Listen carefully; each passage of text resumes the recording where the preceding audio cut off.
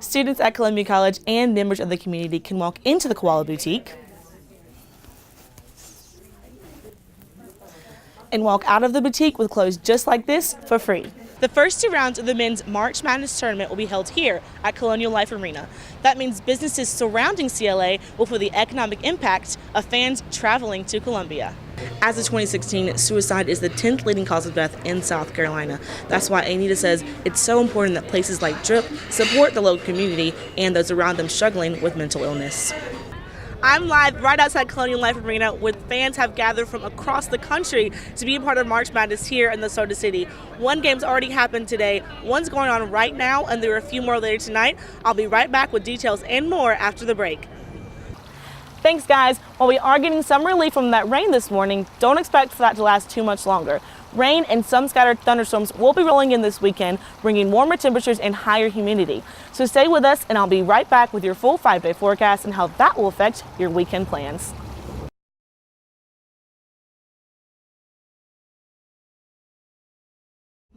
This thing right here, I'll tell you what, that's pretty awesome. That's Sanford Green, South Carolina native, professor at Benedict College, and now recognized artist in the Columbia Museum of Art with his exhibition, Shades of Green. Green is a comic book artist, and he's worked for one of the biggest names in the business, Marvel Comics. He's helped bring to life some of Marvel's most popular heroes, like Black Panther and Luke Cage. But Green says getting to this point in his career took hard work. The journey was long and arduous, I think. A journey, he says, started with a passion for Saturday morning cartoons and comic books at a young age. And these comics resembled a lot of the characters that I saw on television. And I started putting two and two together. My little brain just started to explode because it was like, wait a minute, these are the same characters I see on TV. That means I can actually buy these books and get even more stories, more art. Green says after discovering his love for comic books, he started creating his own characters, even from the age of 10. And the idea of creating his own characters stayed with him throughout his career. I realized, you know, I'm doing a lot of this work for these really cool characters, but I don't own these characters.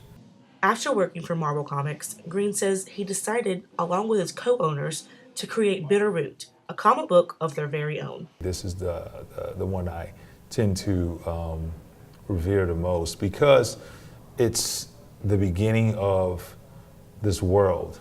Green's ambition to create is one of the reasons the museum wanted to display his art. Director for Education and Engagement for the museum, Jackie Adams, says showcasing Green meant more than just presenting his art. This is not only great because you get to see great art, but it serves as a role model for a lot of different people who are looking in their own backyards to see professional, accomplished artists. Adams says the exhibition is dynamic and shows the range of Green's work from his days at Marvel to his current work with Bitterroot. You can see elements that go back to his commercial work for Marvel and other employers, but this is his. And really, this is where he's shining, this is where he's singing, and this is where his passion is really going. And Green says that passion, born out of Saturday morning cartoons and comic books, is still here today. For Carolina News, I'm Anna Grace Galloway.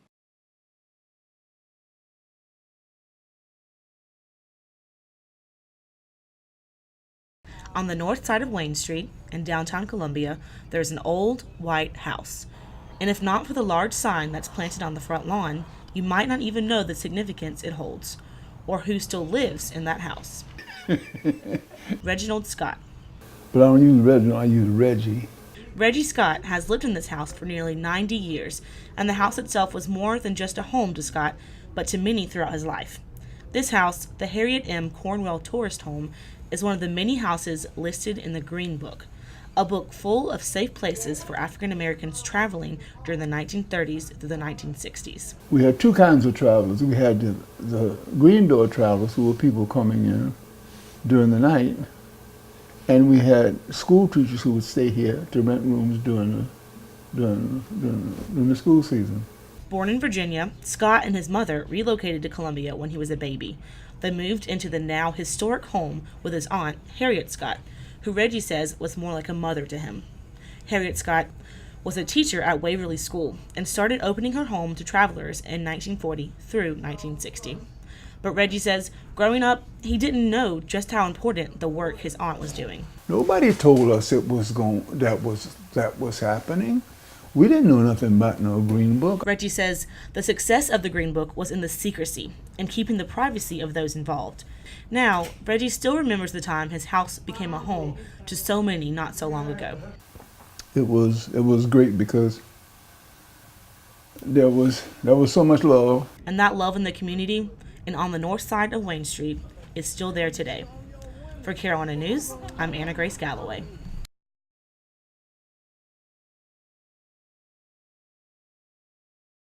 I just thought about bringing more awareness to the situation. That's Sean McCrossan, owner of Drip Coffee in Five Points and on Main Street. McCrossan and the Drip community are drinking coffee for a cause today by donating 10% of their sales to the American Foundation for Suicide Prevention. And McCrossan says this cause means a lot to the community. In the last year or so, we have unfortunately lost a few people in our community to suicide. It's just, depression is a real thing that we all will battle at some point in our life. And I just want people to know that there's somebody that they can reach out to. That person could be Anita Baker, board member for the South Carolina chapter of AFSP. Baker says when McCrossan reached out to the foundation, they wanted to have someone available with materials to talk to people. We want our community to know that there's hope, and that's what we try to, the message we send out. It's a difficult subject, but we want people to know that there's hope. There's so many ways that we can help people. As of 2016, suicide is the 10th leading cause of death in South Carolina. That's why Anita says it's so important that places like Drip support the local community and those around them struggling with mental illness.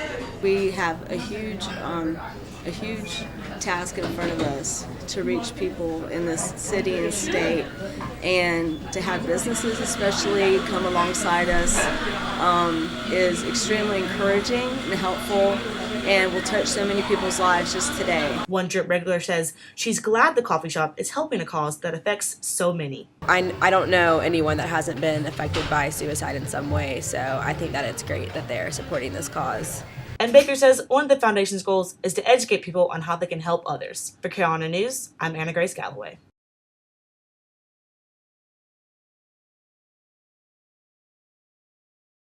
A school bus in Columbia caught on fire Monday while carrying 40 kindergarten students. Officials from Richland County District 2 say the bus was headed to Blythewood's Camp Discovery around 10 a.m. when the incident happened.